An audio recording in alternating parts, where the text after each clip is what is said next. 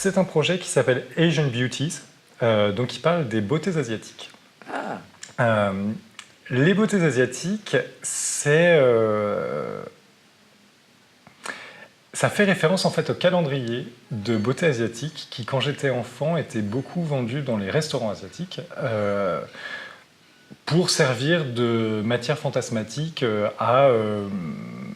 notamment à des hommes, mais selon des angles qui en fait martelaient un système de genre, d'une part, parce que c'est toujours des femmes belles qui étaient présentées en fait pour l'œil masculin. Et puis aussi qui reproduisait en réalité une pensée coloniale, puisque l'idée c'était que justement la femme asiatique était ce bel objet à conquérir par les hommes occidentaux. Et moi, je me disais, mais c'est pas possible, il doit y avoir plus de diversité que ça.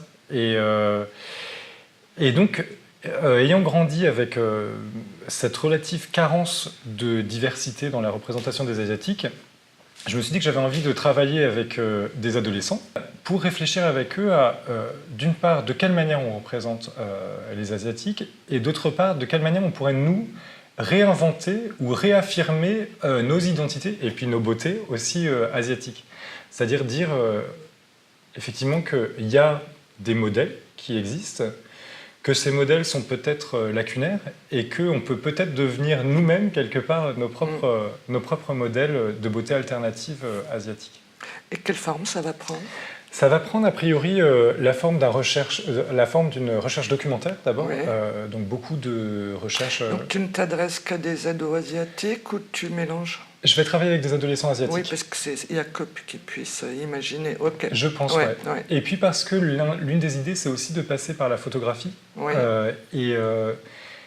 J'aimerais travailler avec eux sur cette idée de laisser émerger sa propre beauté, en fait. Et se dire que nos beautés singulières, elles sont justement peut-être dans l'affranchissement par rapport à certains modèles pour essayer de voir voilà, ce qu'il y a de particulier, peut-être, ce qu'il y a de bizarre, peut-être même, mais qui fait partie de nos identités.